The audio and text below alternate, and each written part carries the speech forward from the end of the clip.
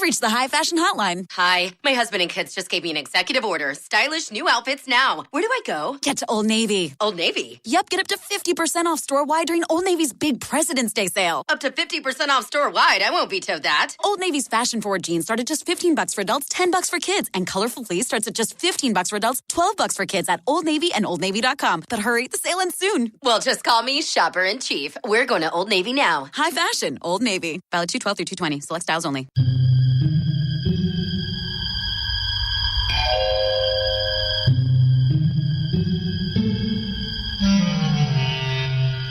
Archangels, ghosts, and Bigfoot. Oh my. It's just another night for Supernatural Girls. Real stories, real answers to life's biggest supernatural mysteries. And now for another exciting interview with paranormal experts from this world and others. Here's your host, paranormal researcher Patricia Baker, on the one, the only Supernatural Girls.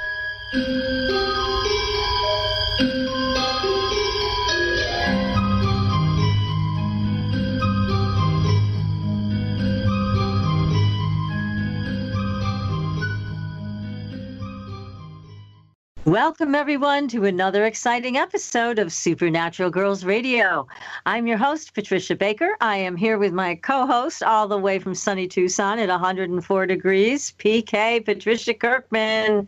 How you doing tonight, PK? I am absolutely ecstatic. I can't wait for our show tonight. I know. We've got a terrific guest, don't we? We always have terrific guests, but we do, I can't wait also. This is a super subject. You know, it's one of our favorites, dreaming. Well, I find everybody dreams but me, so I can't wait to talk to Tom. Well, Tom's going to straighten you right out. I mean, God, I hope so. Help you. He's going to help all of us and inspire us to get interested in our dreaming minds again, because it's a really important part of our consciousness. And I think overall, our culture has gone a little too crazy. We've kind of forgotten about it. So we've got to bring this back, and Tom Verner is the one to do it. And he's here with us tonight. He's the author of a tremendous book that we both read called The Transformational Power of Dreaming. There it is. Yes. We love this book, and he's the co-author with Stephen Larson. But Tom is the spokesperson tonight. We're going to bring him on in a few minutes. But first, my goodness, we've all survived Hurricane Irma. Well, it's easy to survive when you're in Tucson and I'm in Massachusetts, right? That's very true. That's very true. Ask those that are in the middle of it, not so much. Not so much. And we have a dear friend down there in Florida, but he did make out okay. He's all right. He's got his duck feathers, he can fly. That's right. So anyways, but our hearts and minds and prayers still go to the people there that are still doing the cleanup, still trying to find their way out of the mess that this created. Right. Well, I had a mass prayer group that went on. I sent it to everybody I knew, and it was hundreds of people that came together for prayers the day after this hit. And I'm so grateful to them for being so kind and stopping their day at noon to join together. It's so important for us to do that because, as we all know, when two or more are gathered, anything is possible. Oh, so for sure. Being a part of a prayer group in a prayer chain is a great thing in today's crazy world where we have some nut over there in North Korea with his finger on the button and all kinds of other things going on. So tell us, numerologically, PK, what's happening? We're still in that shadow period, aren't we? The shadow period until the 15th, and supposedly it disappears. My God, I pray so. But really? the month itself is, for everyone, if you hadn't heard it before, this is an echo chamber. It is a review of last year. Okay? We're reviewing the year. But the thing that's so important today is it's a 5-day which deals with change, major change, good to bad, bad to good. Everything seems to be moving faster. It's trying to ride the bicycle down the hill, and you can't put your foot on the pedals. Whoa. That's what the day's all about. And if you'll pay attention later, you'll see that there have been more accidents today, more people doing schizo-crazy things, because the 5 brings out this, got to do it in a hurry, got to do it, the quick fix. But then on the other half is the Kenny Rogers, the gambler, the song of the gambler. That there's a luck factor that goes with today. if you're lucky enough to have those odds in your chart. Me, I keep looking at them. I want to play them, and I look at the numbers, and they look at me, and they go, pfft, and I go, wait a minute.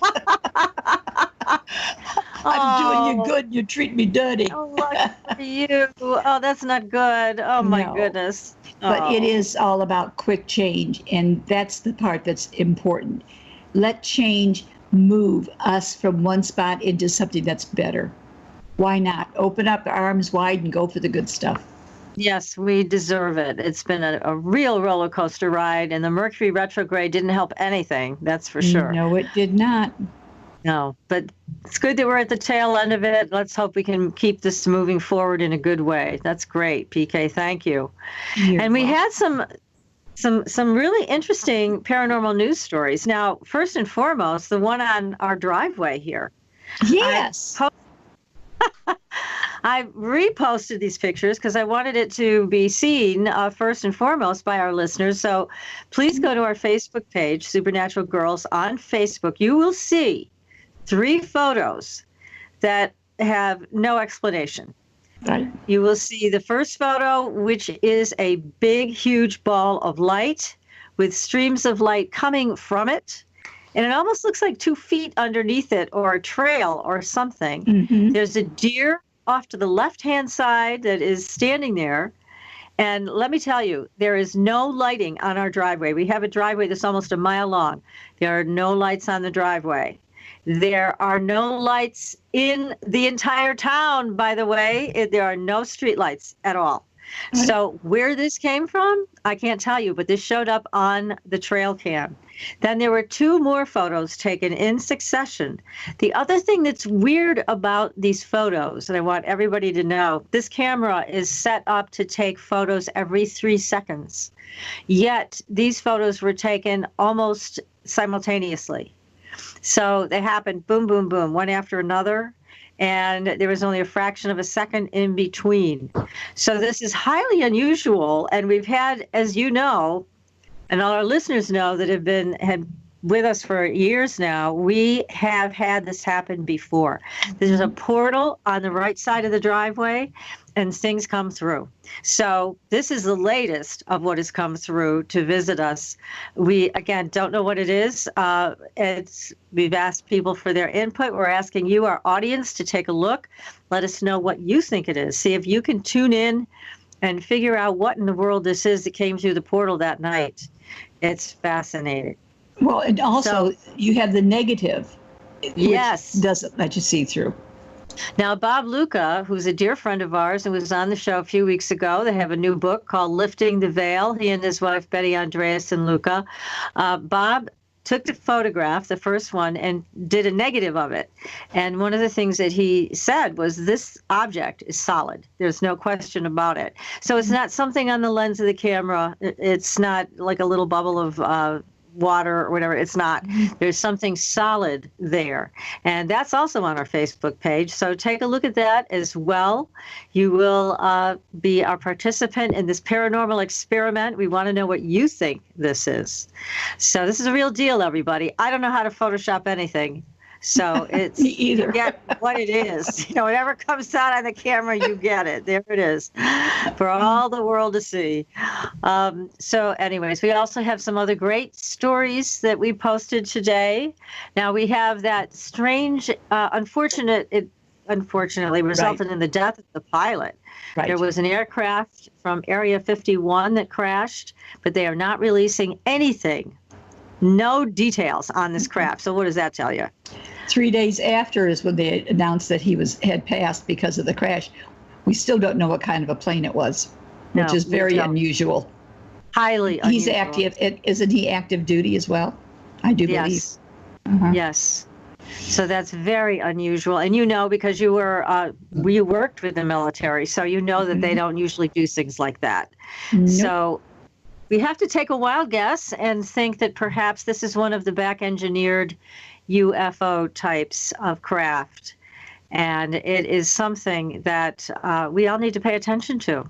Now, we don't need disclosure from the government, everybody. We know they're here, and we know we've been back-engineering these types of things. Right. And we're sad to hear that somebody lost their life in one of these test flights. But again, there it is, Area 51. That's what happened there. Now, PK, you found something interesting also. Yes. What was that? Well, about a couple of weeks ago, my sister sent this picture of a cloud, which looked like a dish, but it was definitely a cloud. It was pink. It was very fluffy, but it was in. It looked like a UFO. Circumference, yes. So as we were looking at the pilot situation that we were looking at, right below it, it was talking about another UFO thing that took place 5 years ago with the same type of cloud. The only difference is it's long, it's narrow. This one's elongated. But outside of that, the colors in it are the same, whatever. So whatever's up there playing around, they better start giving us some answers. That's right. We want a conversation. So they're welcome. They're welcome to your house in Tucson, to my house here. They can come and visit. Definitely. We are happy to have these conversations with these extraterrestrials or interdimensionals, whatever they may be, or a combination thereof. But we know they're here. It's well documented. Mm-hmm. So those are just some of the stories that you're going to see. There's many others. There's a Viking woman who was found in a grave, a warrior. That's an interesting story as well. So take a look, everybody, at our Facebook page. Give us a like. Follow us on Facebook. Follow us on Twitter, and sign up for the Fringe Files newsletter so you can keep abreast of what we're doing and who's coming up on the show, because we've got always great guests for you. The best of the best. We've got them right here on Supernatural Girls Radio. Like tonight. Like tonight. Yes. Tonight. We've got the best of the best. Once again, we have with us the author of The Transformational Power of Dreaming, Discovering the Wishes of the Soul. This is a very powerful book. And the co-author, again, is Stephen Larson. We're going to give him some credit as well. But our guest tonight is Tom Verner, and he is a practicing psychotherapist. And also, what we're going to talk about later, he has some very interesting things he does with children as a professional magician. Now, Tom was also a professor of psychology at Burlington College for 35 years, and he's a specialist in dream analysis, and we have him here with us. So let's welcome him to the show. Tom, happy to have you here. It's wonderful to be here. Thank you so much for inviting me, and I'm looking forward to a great discussion about this world of dreams. I am too. I want to know how come and what for. Yeah, that's right. Me too. We are rocking and rolling tonight with dreams. And we have so much to ask you, but let's start with, how did you get involved with dreams? What drew you to that subject? Well, I lived in a monastery for 7 years. Oh, my. A Christian cloistered monastery. It was like living in the 13th century. We chanted 7 times a day in Latin and meditated and did all those kind of things. But at some point, I decided I needed to leave and do something else with my life. And as I was leaving, the master of the monastery had a book in his hand, and he said, I'm going to give you a book, and it was written by a man, and this book is going to help you get from this world of the monastery to the world where you're going, because the author of this book had a foot in each world. And he handed me Memories, Dreams, Reflections, the autobiography of Carl Jung. And that was the first time I had ever heard of Jung. That was over 40 years ago. And I'm sitting here in front of my bookcase, and this is the very book. Oh, for heaven's sakes. That monk gave me, and here it is. In all its pieces. It's a book I've read many, many times, and I say if you want to learn about Jung, that's the best place to begin. So in the index of the book, I think it has, I could look, but I think it has 4 columns of dreams of Jung's recounted in the book. So the book is very much about his dream life, and it introduced me to the world of dreams, and I haven't looked back since. And Are you a heavy dreamer?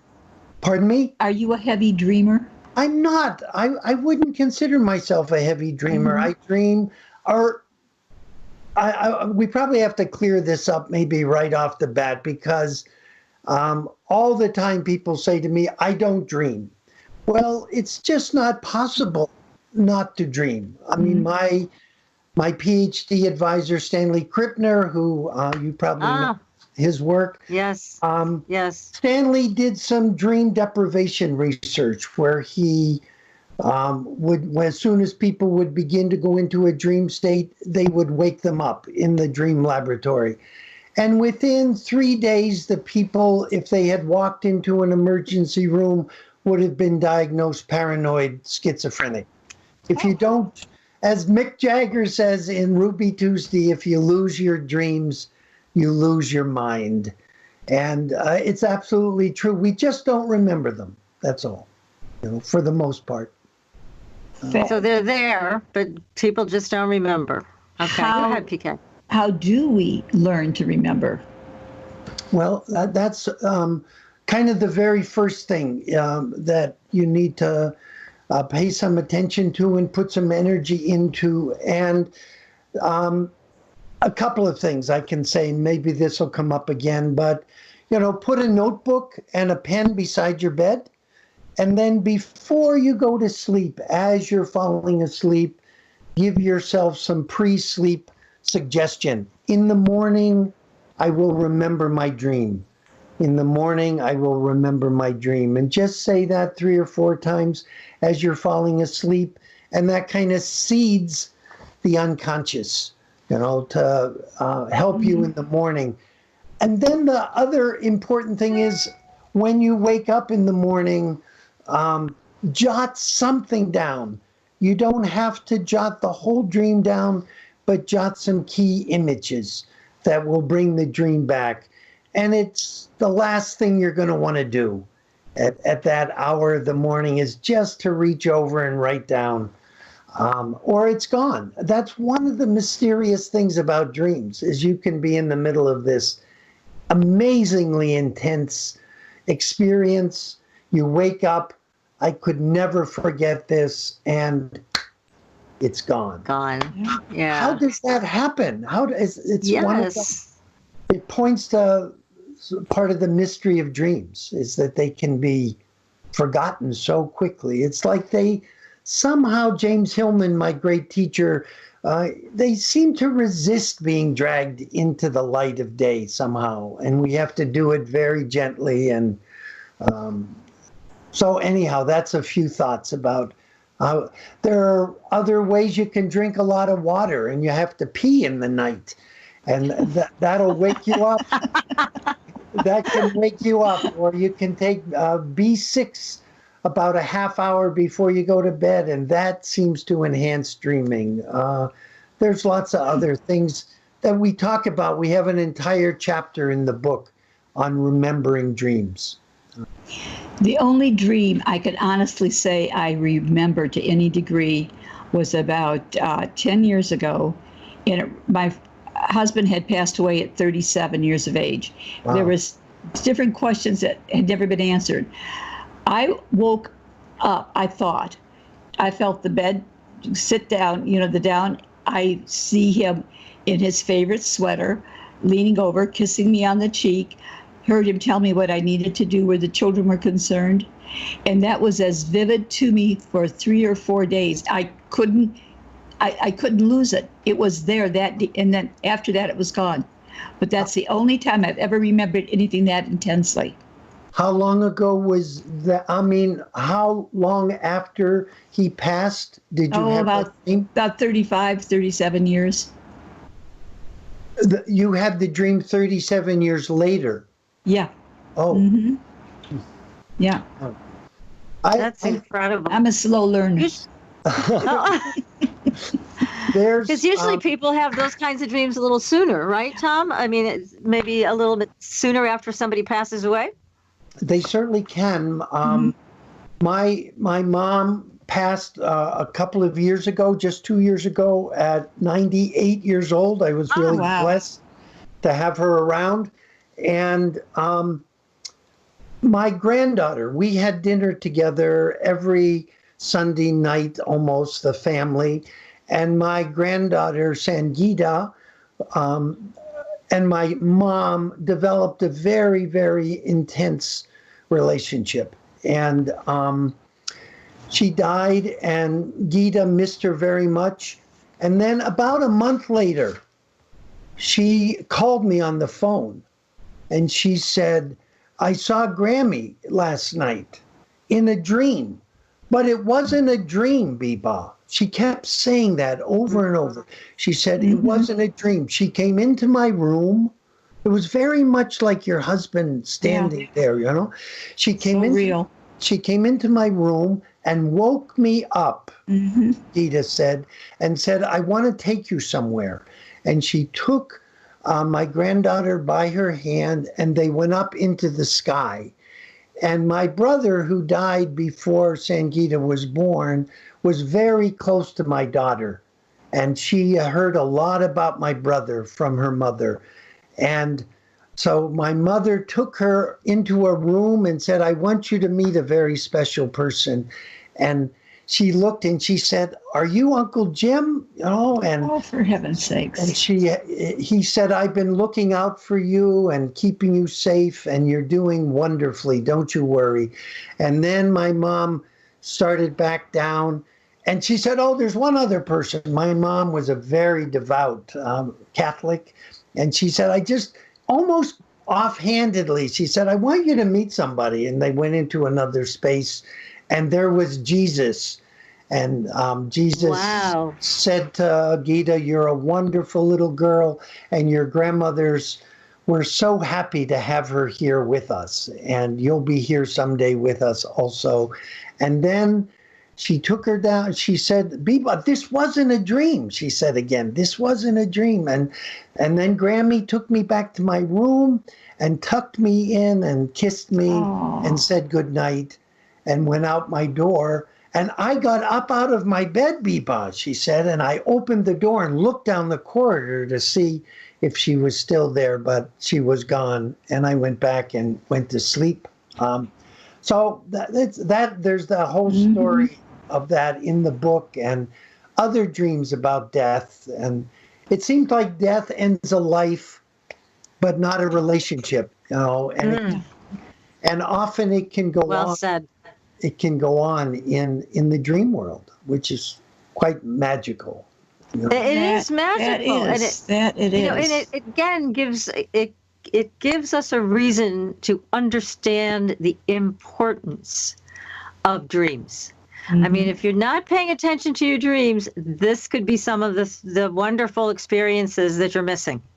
And certainly your granddaughter had a spectacular experience with your grandmother. But it's if you're not paying attention, you know, as an adult, this is what you're going to miss. Yeah. And she, that Christmas, I gave a copy of that dream to all the grandchildren and great-grandchildren, and that their grandma's still alive and well and looking after them, you know, and it's really wonderful. Like her life goes on, you know. That's beautiful. Wonderful what a gift. Yes, definitely. I think something you said, Patricia, is that it's one thing to remember the dream, and then we have to do something with it. It can be as little as my granddaughter telling me, you know, and then asking me, or I asked her if I could write it down, and she wrote it all down for me, and then I copied it out in calligraphy and made a card for everyone in the family.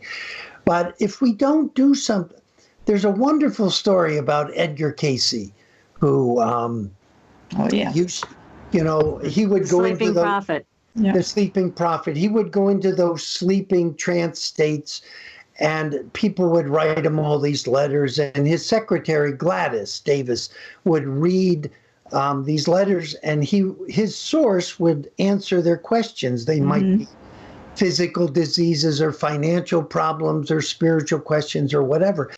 But Casey also had the wonderful gift of being able to have Gladys read his dreams to him while he was in that state and have them interpreted from that source that he contacted.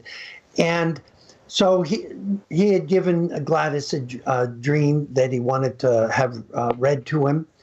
And then he came out of his trance and he said to Gladys, he said, what did they say about that dream? He really wanted to know. It was a very powerful dream. And Gladys was very embarrassed. She had great respect for Edgar Casey. And she said, well, what the source said was, I gave you some information about a dream about a week ago, and you've done nothing about it. And until you do, there will be no further information about the dream. It's fantastic. Casey That's was great.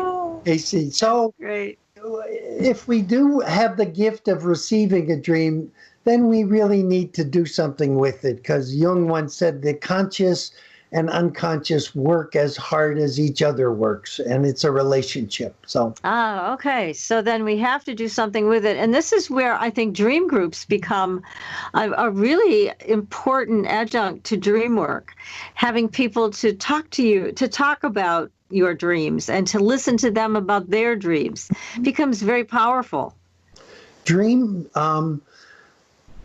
groups can be, there's a wonderful book by a man named Montague Ullman, and he worked with Stan Krippner on telepathic dreams, and a woman named Nan Zimmerman called Working with Your Dreams. And it's the best book on how regular folks, not psychotherapists or psychologists or dream experts or anything, can start a dream group. And if you have somebody like my wife is really also interested in her dreams, and like 4 mornings a week, we'll tell each other our dreams, if we bring them back, and one of us does or the other or both sometimes.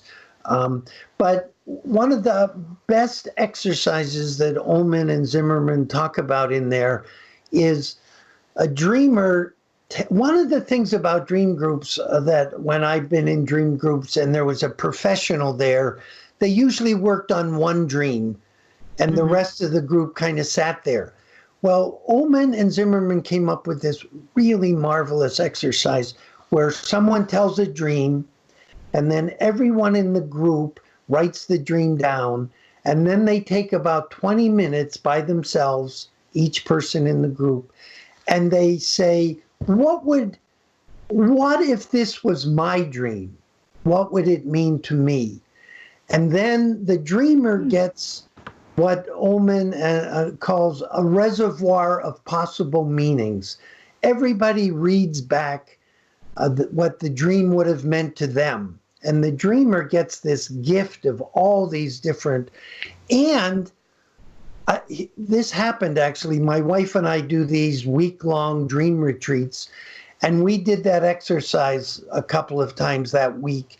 And someone told a dream, and I took it on as if it was my dream, and I wrote it down, I worked on it, and got a lot from it for myself, and as well as for the dreamer. And about 2 weeks later, I ran into someone who had been at the dream retreat, and I said, how are you doing? And he said, I'm still thinking about the dream retreat. And I said, I'm still thinking about it too. I'm thinking about that dream I had. And I told them, a little bit of the dream. And the person looked at me and said, Tom, that wasn't your dream. I said, what do you mean? He said, that was Brenda's dream.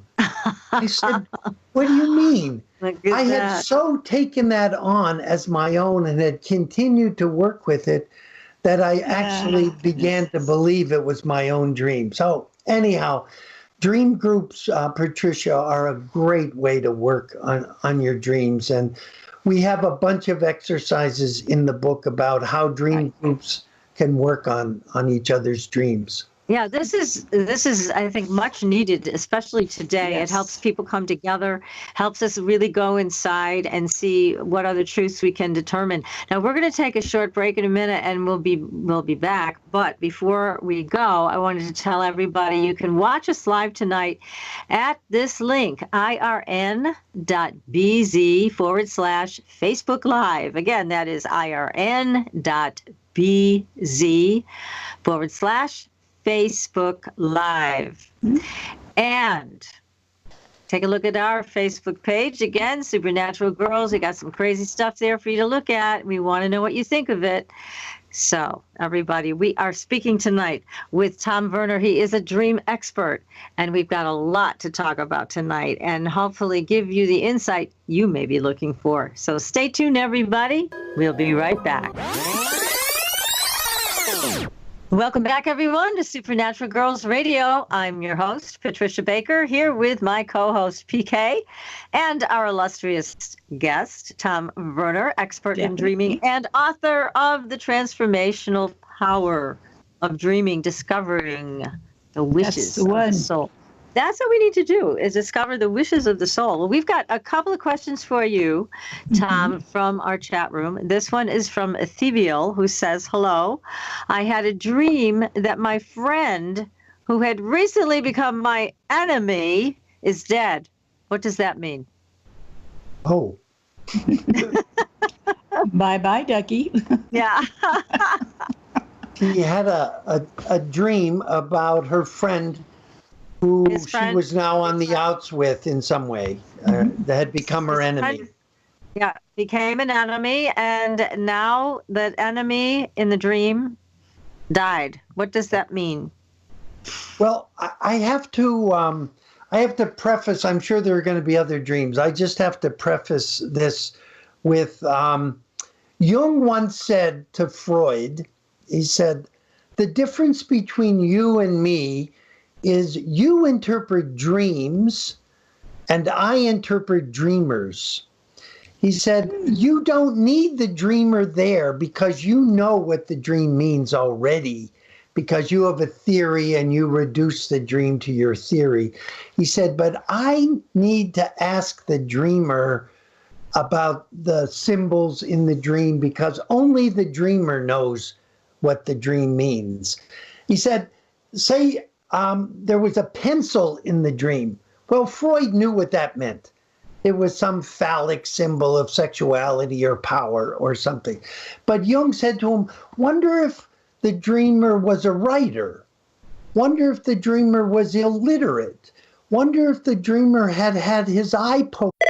You've reached the High Fashion Hotline. Hi, my husband and kids just gave me an executive order. Stylish new outfits now. Where do I go? Get to Old Navy. Old Navy? Yep, get up to 50% off store-wide during Old Navy's big President's Day sale. Up to 50% off store-wide. I won't veto that. Old Navy's fashion-forward jeans start at just $15 for adults, $10 for kids. And colorful fleece starts at just $15 for adults, $12 for kids at Old Navy and OldNavy.com. But hurry, the sale ends soon. Well, just call me Shopper-in-Chief. We're going to Old Navy now. High fashion, Old Navy. Valid 2/12 through 2/20. Select styles only. Out by his older brother when they were 10 years old with a pencil.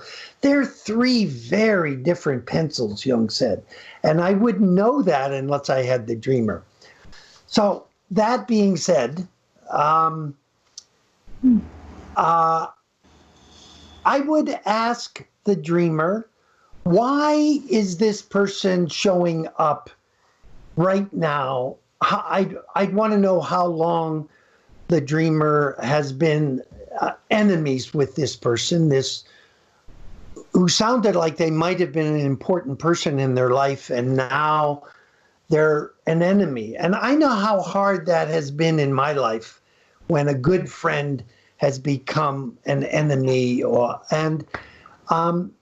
it feels like a very, it's almost as if the person would like them completely out of their life so they don't have to think about them. They don't have to deal with them. They don't have to deal with that maybe hurt or pain or missing or longing or whatever.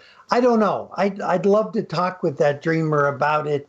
What I would do if I was that dreamer, I can give them I would sit down, I would quiet myself, I would put myself in my imagination in a place where that person and I used to really like to go together, that friend, now an enemy, and close their eyes, imagine that person across from them, have a piece of paper there on her desk as she's imagining this person there, and have a conversation with that person. Like, why are you showing up in my dream? And why are you, and just see what, it can be amazing how that person can say things. If you can open yourself up to being surprised, things they will say that you're shocked by, and it might heal the relationship, I don't know. Somehow it feels to me, and this might be wishful thinking or something, it feels like the relationship is looking to be healed in some way. And I'm not, that's my intuition about the dream. Even though it seems to be saying, the hell with you, I wish you were dead. I'm not sure that's what the dream is saying at all. And I can't justify that rationally, but just having heard so many dreams, that's what it feels like. If that's all I can say right now. That makes sense. Yes, thank you for that. Now, here's another question. This is from Starlight, who would like to know, what do constant dreams of beaches mean? Beaches, wow. The first thing that comes to my mind, and it's really interesting, I'm not really pitching the book every time I say this, but there's a lot in the book about the in-between places. The places between waking and sleeping, between darkness and light, between dreaming and waking and all that. And beaches are very much places between. Between the great source of life, the great mother herself, the ocean, and the land. And to be in that place between is a very, very powerful place. Like on the equinoxes or the solstices, those places between seasons, the dawn and the dusk, those power times are all times between. And I can't say what that particular beach means, but I would ask her to place herself there in her imagination, go back into the dream and imagine she's in that place. And what does that begin to bring up in her? That's perfect. The best, and also Jung, as I said, was very hesitant to say this means that, or that means this, or, but the ocean, he really felt, was the unconscious in many ways, was the great source of images and guidance. So it may have something to do with that. I'm not sure. Yes. I can see why you're such a great psychotherapist, and I can see why you're such a great dream analyst. You hit it right on the head. Now, here's a question from Starseed. This is from Starseed, who's saying, do you recommend using waking and lucid dreaming to address recurring dreams? I wonder why she's wondering that. Lucid. You mean, okay. Yeah, I think so. I think that if she's having a recurring dream, and she can become lucid in it, she oftentimes, a recurring dream is about something like Edgar Cayce. If you don't deal with the issue that the dream is presenting to you, it's going to keep showing up. And there's, I'd love to tell a recurring dream that is in the book, a patient of mine. Yes, please, go ahead. And this might help Starseed. Starseed, was it? Starseed? Yes. This woman, a young woman, she was in high school. She lived in a very rigid, it happened to be a Catholic family, and she just couldn't wait to get out of the house. And she ended up meeting a guy, and she very quickly, they moved in together, and very soon after that, she got pregnant. And it scared the hell out of the guy, and he took off. And now she had a baby, and she had to come back home to her parents, crawling back home. And she started having a recurring dream. She was in the bedroom, and her little bassinet with her baby was in the bedroom with her. And the door would open. These are particularly terrifying dreams because you're dreaming, you're in bed, sleeping, you're dreaming where you are. So it feels real. So she wakes up in her dream, she's awake, and this door opens, and there's a dark figure coming over, and he has a knife in his hand, and she wakes up screaming. She brought that into therapy, and we worked on it. She went back into the dream, and I just asked her, she had it 2 or 3 times, and I asked her, can she, when that figure gets close, can she say, what do you want from me? To confront the figure like that. What do you want from me? And take that fear and have the courage to because for me, every part of the dream is a part of myself. Right.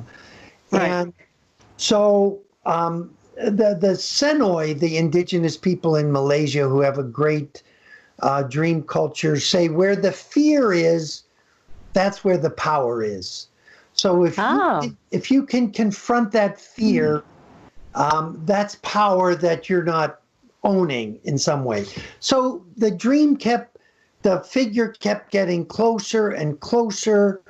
And one night, one session she came in, she said something very strange happened. She said the figure is wearing my coat now. So it's making it pretty clear to her that this is part of herself. So gradually what ended up happening was she realized the figure was not coming to kill her, but to kill her baby. And then we started, because it would go over toward the bassinet, and then she'd say, what do you want from me? And it would turn and come up. But she never told me that piece of the dream, because she couldn't really say it out loud, that this person was really a part of herself that resented this baby. The baby now got her crawling back home, taking all this kind of stuff from her parents now. And so eventually the person came right next to the bed in the dream, raised this knife, and she said, what do you want from me? And the knife came down, and just as it crossed the face of this intruder, it burst into a torch, and it illuminated the most beautiful version of herself that she had ever seen. And she never had the dream again. Once she acknowledged that there was some part of her that wanted to kill her baby, she didn't have to kill it anymore. And this dark, terrible part of herself became this powerful, beautiful part of herself. So I just think that if that was a kind of lucidity, Yes. So I think Starseed is on the right track by saying, maybe if I can become lucid in the dream, it'll transform whatever darkness is in them. Maybe it's often recurring dreams can be difficult dreams. And she didn't say what kind of dream it was, but I kind of assume it probably is. I don't know. Oftentimes they are difficult and difficult to fathom, difficult to, people sometimes don't like to go to sleep in case they have that dream again. But again, as a dream therapist and a psychotherapist, you teach people how to confront the fear in the dream, how to become lucid, how to use the fear to your advantage. And I know there's a lot of techniques, and you have a bunch of them in the book, about how to make all of this happen. I mean, we can have dream buddies that we call on, right? Yeah. So that we ask them, like if I ask PK to be my dream buddy and things get hairy in my dream and I call on PK, she's going to show up because I've asked her in the conscious world to be my dream buddy. And so then I've got somebody by my side, and as I'm confronting this, whatever it is, the monster that is stalking me, she's right there with me. So it's really important, and I see dreams and the way you talk about them in the book as a way of bringing people together again, as a way of teaching people self-empowerment through connection to the self, connection to the people around us. And again, you've got these great techniques in here in this book to help you to feel safe when you encounter things in your dream that are scary, but also how to deal with them, how to take the power back from them.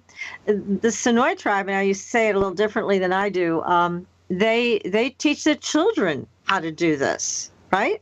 They do, absolutely. What you said was, having PK come into your dream as an ally, that's something, say a Sonoy child has a nightmare, like they fell off a cliff and they're falling. In the morning, or even in the night, if the child woke up, they would comfort the child and let them go back to sleep. In the morning, they would say to the child, "You were not falling, you were beginning to fly, but you forgot. You were in the dream universe where you can fly. So tonight, go over to that cliff in your dream." And the parent will sit on the bed as the child is falling asleep. And instead of saying, "Oh, it was just a dream, forget it," they'll say, "In the dream tonight, go over to that cliff behind Uncle Charlie's house and stand there and leap off the cliff, because you are not only about to fly, you are about to fly to a very beautiful place where you are going to receive a gift that would be very important for you. And if you get scared at the edge of the cliff, have PK come over and stand beside you, or have your buddy or have us come over and stand beside you and encourage you and support you." And then the child goes and the next morning tells what gift they received, and then they'll spend the next days creating that gift or finding someone maybe it was a blowpipe for hunting. And they would go and with someone who's an expert on that kind of thing, and they would find and make a blowpipe.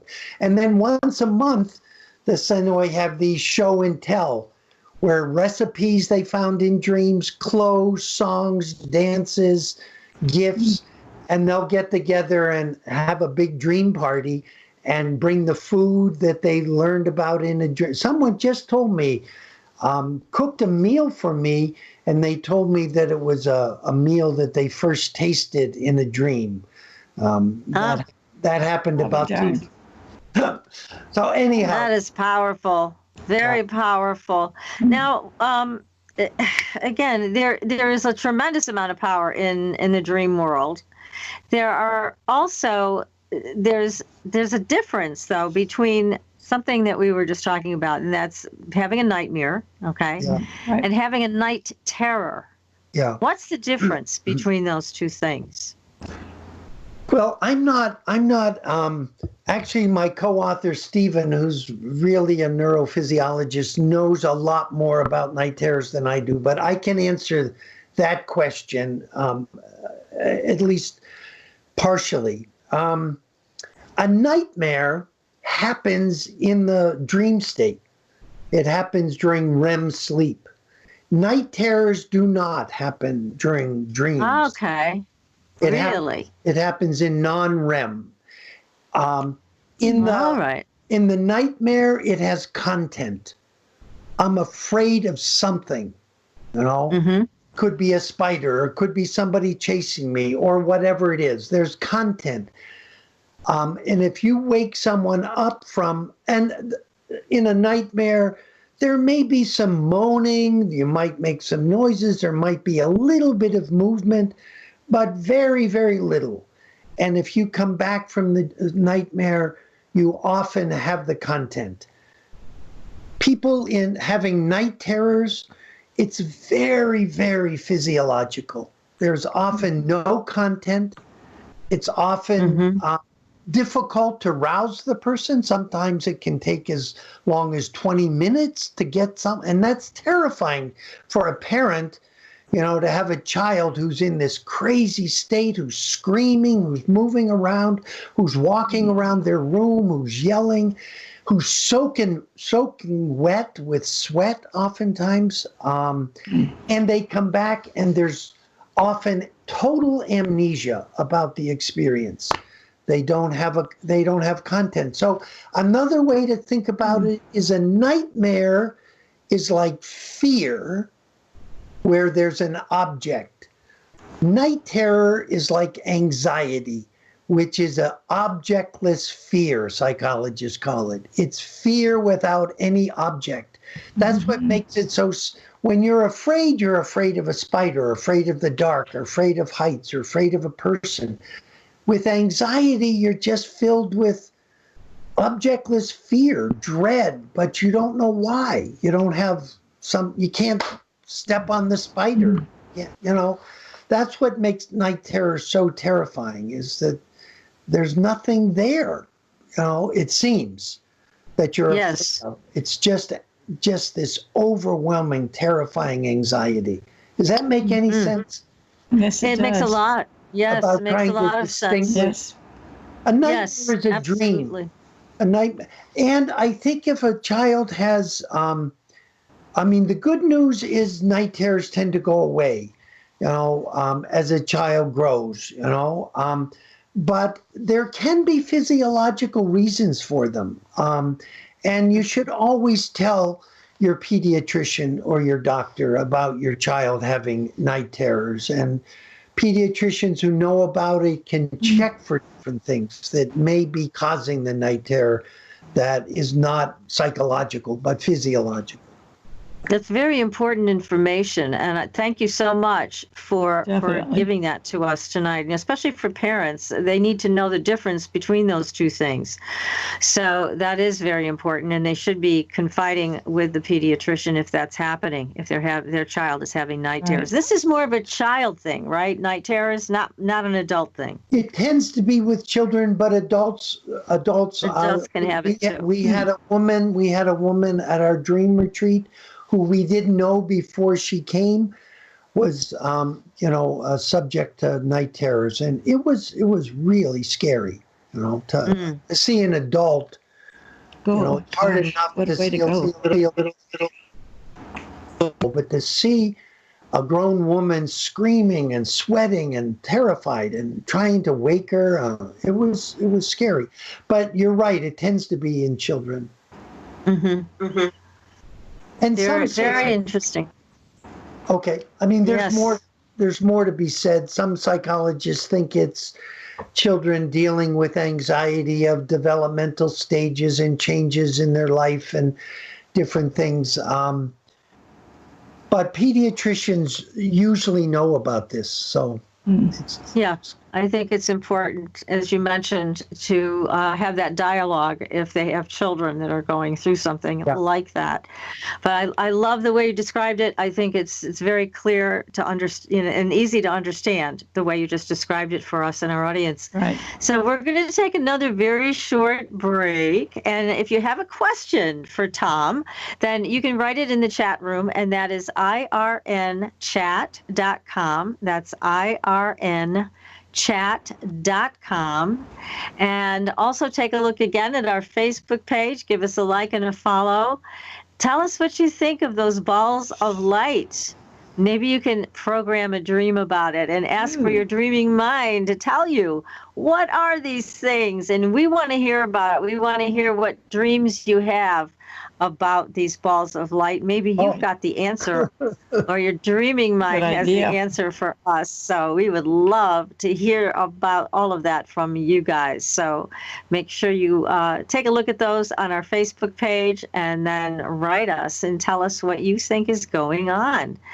So anyway, stay tuned, everybody. We are speaking with Tom Verner tonight on the transformational power of dreaming, discovering the wishes of the soul.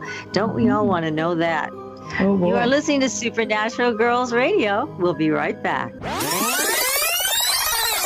Welcome back, everyone, to Supernatural Girls Radio. I'm your host, Patricia Baker, here with my co-host, PK, and our guest tonight, Tom Verner. He is helping us to understand the landscape of dreams. Now, we're going to talk about dream incubation. How can you get an answer to your questions? How can you program a dream? Tom, help us out with this. Okay, so dream incubation is a term that's used for a practice that has been practiced by human beings for literally thousands of years. China, India, the Middle East. It was raised to an amazingly high level in ancient Greece. The Iroquois had numerous Native American tribes used incubation. And so what it is actually turning, regarding your dream, this source inside of you as a source of guidance. And that you don't have to just be passive about it, but that you could prepare yourself. Say you have a question, a concern, it might be physical, psychological, spiritual, whatever it is, that before you go to sleep, you formulate a question and you ask your dream for a response to that question. And you have what James Hillman calls psychological faith. Faith in the psyche, that she will give you a response to your question. And no matter how strange the response might be, assume that it's a response to your question. And you may not remember a dream the next morning. Try it again the next night. In ancient Greece, around 500 BC, there were 300 temples around Greece, where people would go and sleep and ask for a special dream from the god of healing, Asclepius. But before they went into the temple to sleep, they would talk to the temple attendant, whose name was Therapeutos, where we get the word therapist from. And they would talk to the Therapeutos about their question.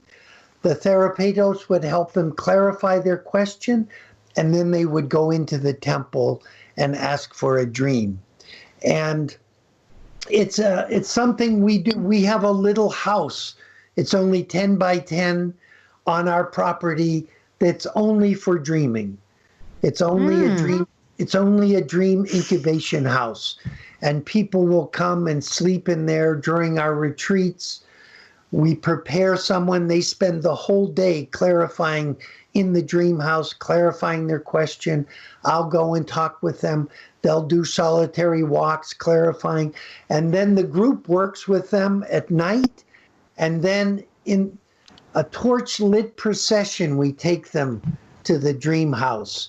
And someone goes in with them and tucks them in, and they ask for a dream. And it's been astonishing when you give the dream that kind of regard and that kind of reverence and that kind of respect, what it gives you. So that's roughly what dream incubation.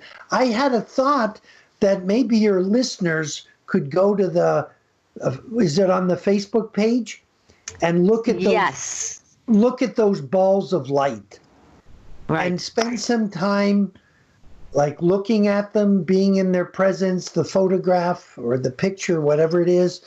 And then when you go to sleep tonight or tomorrow night, ask for some additional information, some image, some guidance about what these balls of light could possibly be.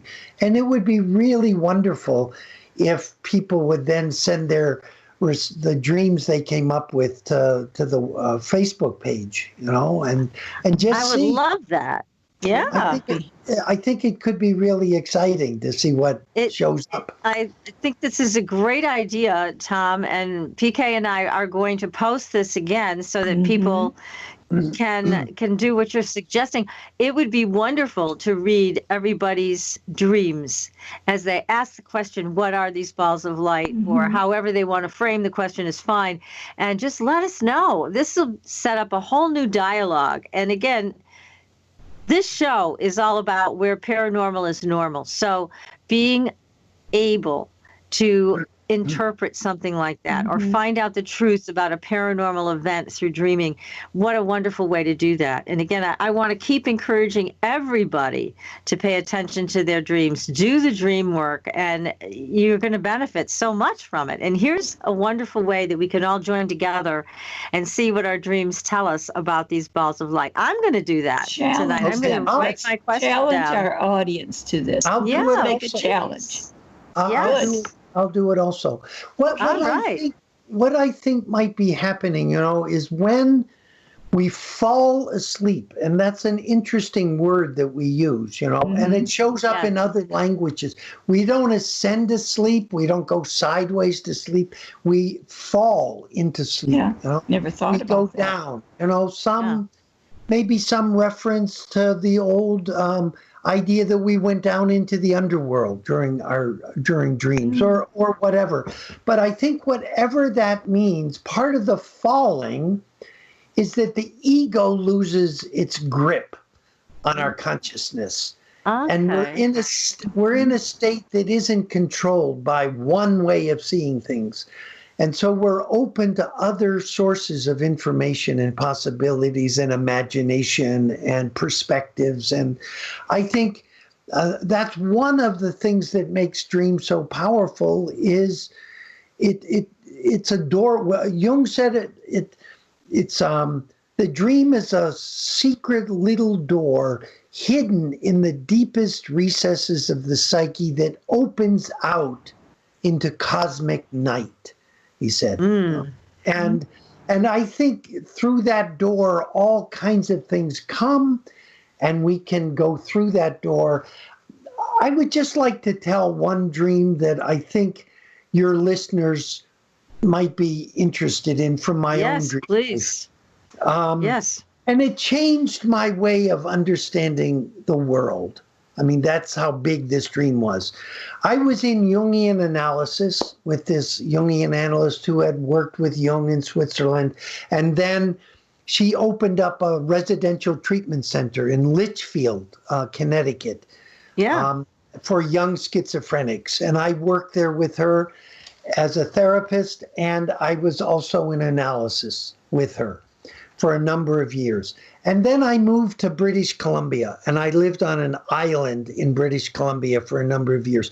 I woke up one morning with a dream, and the dream is that I'm standing, we had a little conference center on the property of this residential treatment center where Renee, that was her name, would do little conferences and courses and workshops on dreams and Jungian psychology. In my dream, Renee, there's a circle of people. You've reached the High Fashion Hotline. Hi, my husband and kids just gave me an executive order. Stylish new outfits now. Where do I go? Get to Old Navy. Old Navy? Yep, get up to 50% off store-wide during Old Navy's big President's Day sale. Up to 50% off store-wide. I won't veto that. Old Navy's fashion-forward jeans start at just $15 for adults, $10 for kids. And colorful fleece starts at just $15 for adults, $12 for kids at Old Navy and OldNavy.com. But hurry, the sale ends soon. Well, just call me Shopper-in-Chief. We're going to Old Navy now. High fashion, Old Navy. Valid 2/12 through 2/20. Select styles only. She's about to begin a workshop on dreams. And out of the kitchen comes the cook, Joni, and she says, there's a phone call for you, Renee. And so Renee gets up, goes into the kitchen, and I know, like you know in dreams sometimes, that the dream is about the death of her brother. I also know from knowing her that this was her last living relative. and it was really going to be a difficult news for her. She comes out of the kitchen. I walk over to her in the dream and I give her a hug and I say, I'm really, really sorry to hear about Carlos's death. And she says, thank you very much, and gives me a big hug back. And it's just a beautiful moment, and the dream ends. So I write it down. 3 months later, I come back to the East Coast and I call Renee and she says, why don't we have dinner together? So we sit down, we have dinner. And in the course of dinner, she says, have you had any interesting dreams lately? Which was a question she asked me many, many times. It wasn't a strange thing for her to ask me. And I said, as a matter of fact, I had a dream about you. And I told her the dream I just told you. And she said, when was that? And I took out my dream journal and I looked it up and I said it was October 21st. She takes out her appointment book and she says, that's exactly what was happening that morning, Litchfield, Connecticut. You know, I was in that circle. Joni came out, said, you have a phone call. It was about Carlos's death. She said, that's interesting enough. She said, but what's really interesting was when I was coming out of the kitchen, walking back to the circle, I was going to say, I just don't have the strength to go on with the workshop right now. I need some time. But somewhere between that kitchen door and my seat, I got strength. And now I know where that strength came from. Oh, my God. Yeah, fabulous. And she got up from the table and walked over and gave me this big hug in this restaurant and said, thank you, and sat down. And we ended up having this conversation. And part of the conversation was, how often does this happen? You know, I think it happens all the time, but we just happen to have a relationship where she would ask me. I didn't even say to her, Renee, I had a dream. The way I think about it, I can't explain that. I can't explain it. You can call it out-of-body travel or you can call it whatever. But it felt like here was a woman. I mean, this is just so wonderful. Here was a woman who helped me so much in my life as my analyst. And I'm there in British Columbia, 3,000 miles away, kind of like Clark Kent. You know, yes. And I'm, you know, down the street, somebody's in trouble in Gotham City. And I picked up some part of me that loved her and that knew she was hurting, flew there and gave her a hug.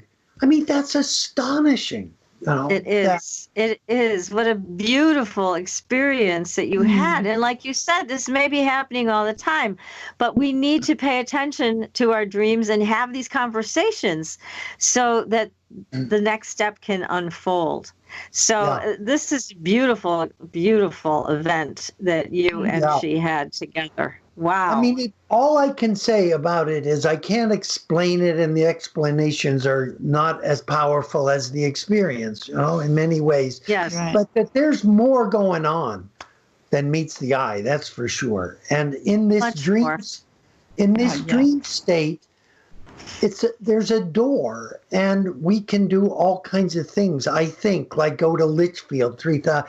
And what's interesting was it was exactly the same time. It was 6:00 a.m. Oh, wow. on Denman Island and 9:00 in Litchfield. I don't think it necessarily had to be, because the dreams can do interesting things with time and space. But it happened to be just when that was happening, you know. And how did I get there? How did I know that? You know, that's really wild. It is incredible, and it really speaks to that we are all connected, and especially you had such a love and respect for each other, and so you responded to something somewhere. Just a beautiful event, just beautiful. And again, I believe, Tom, we can all have these types of experiences, but we do need to pay attention to our dreams. Keep the dream journal. Talk to people about our dreams. Develop dream groups within our own friendships. Make it happen. if you have a dream about somebody, and you have to be careful about this because, sometimes the dreams people are going to think they're really weird, but sometimes it's really important to tell a person, I had a dream about you last night, because the dream might be for them. Yes. It may have come through you, but it might be their dream. That's could be. Yes, it has happened. It has, absolutely. So it's so important. And again, your book details a lot of the techniques and the tools that people need to begin this journey, or to start it up when maybe they started this a while ago, put it away, time to dust it off and bring it back around. So this is the book to get, The Transformational Power of Dreaming. I've got a bunch more questions from the chat room also. Let me see if I can get to just a couple. Somebody wants to know, can you actually die for real in a dream? So I guess what they're asking is, if you dream about dying, can you really die in a dream? Death in a dream is more often than not has nothing to do with physical death. It really has to do with change and a big dying to one and something new. And that's the best possible way to think about death in a dream. I imagine people have died in a dream state, but we don't know because... Right, it'd be hard to know, wouldn't it? It would be hard to know, but I certainly know people have died in their dreams and woke up, and it really did have to... The word dream and the word drama come from exactly the same etymological root. So dreams, if dreams want to tell us something, they're going to tell us something in a dramatic kind of way. And if change is coming, they're going to present it as death, oftentimes.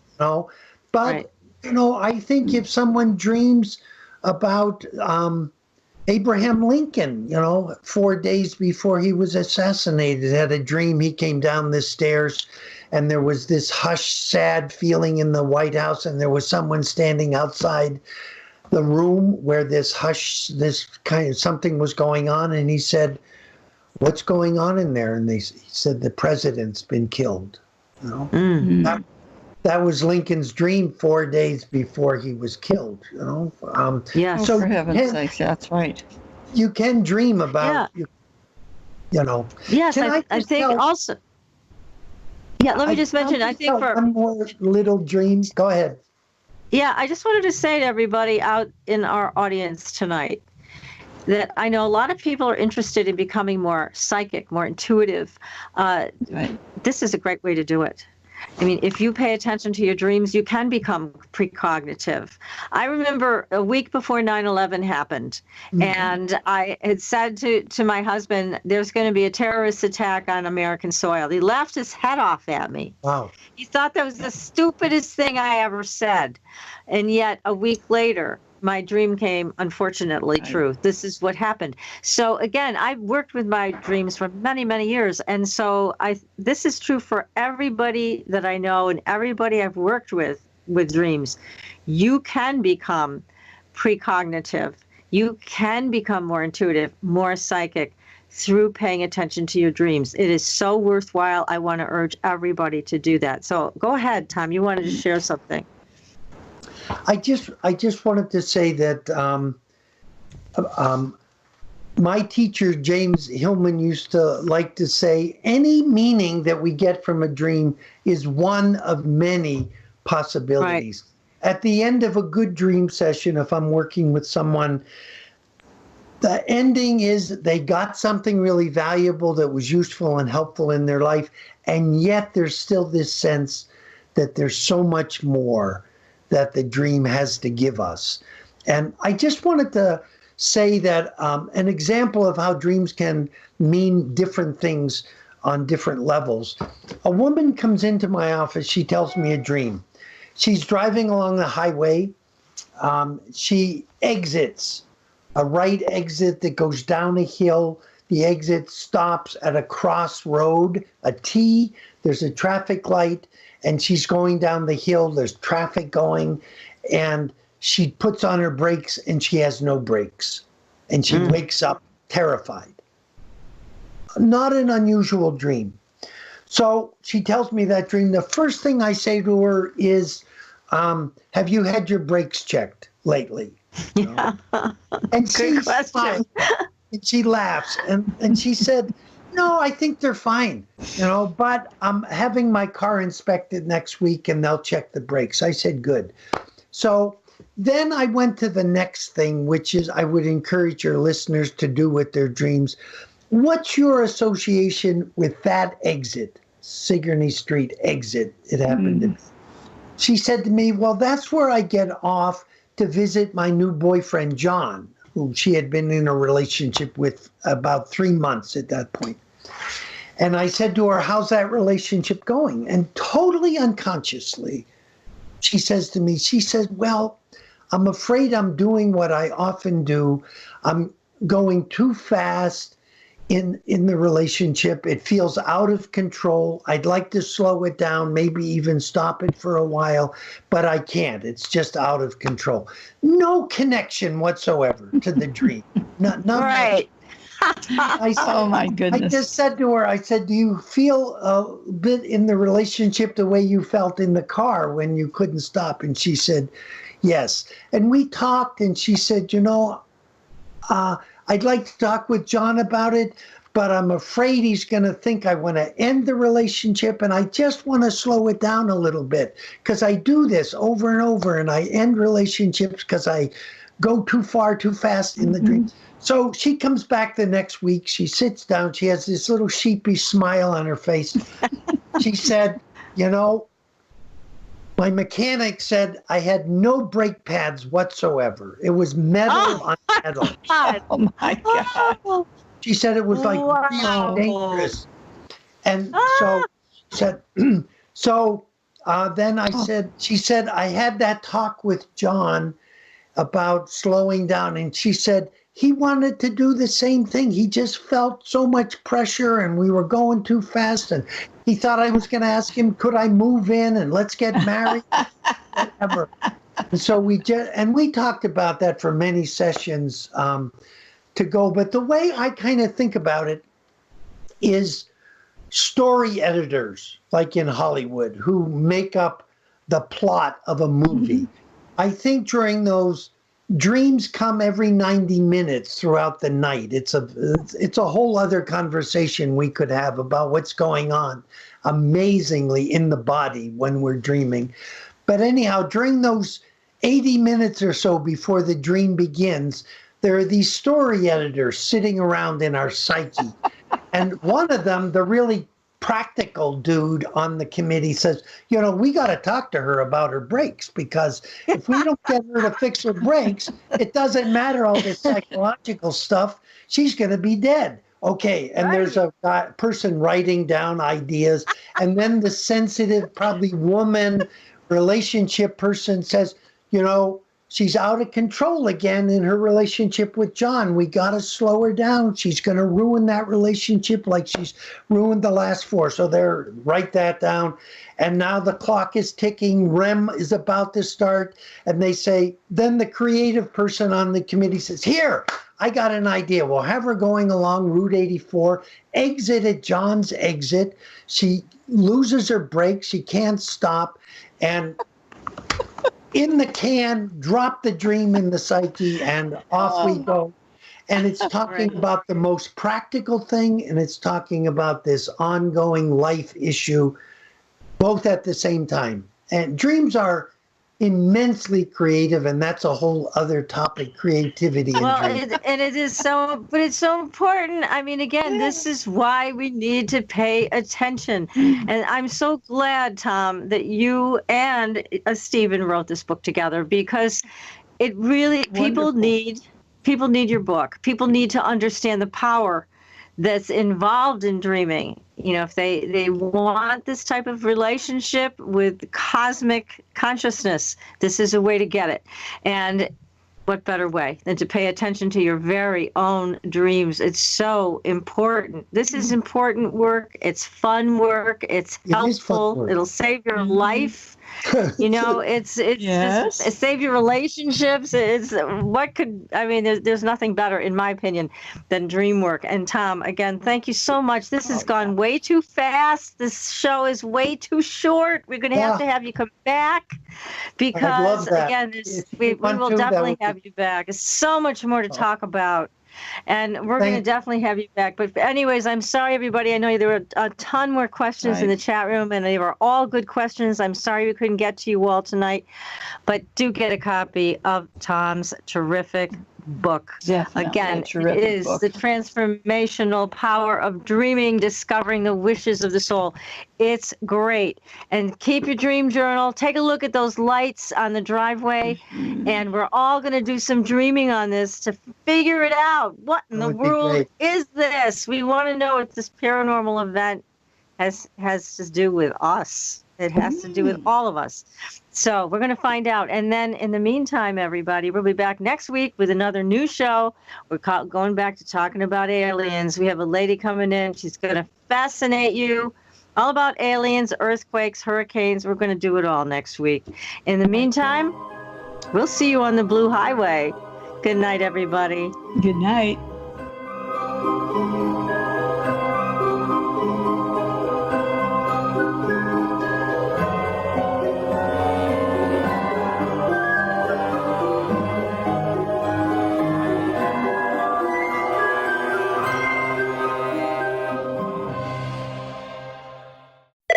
You've reached the High Fashion Hotline. Hi, my husband and kids just gave me an executive order. Stylish new outfits now. Where do I go? Get to Old Navy. Old Navy? Yep, get up to 50% off store-wide during Old Navy's big President's Day sale. Up to 50% off store-wide. I won't veto that. Old Navy's fashion-forward jeans start at just $15 for adults, $10 for kids. And colorful fleece starts at just $15 for adults, $12 for kids at Old Navy and OldNavy.com. But hurry, the sale ends soon. Well, just call me Shopper in Chief. We're going to Old Navy now. High fashion, Old Navy. Valid 2/12 through 2/20. Select styles only.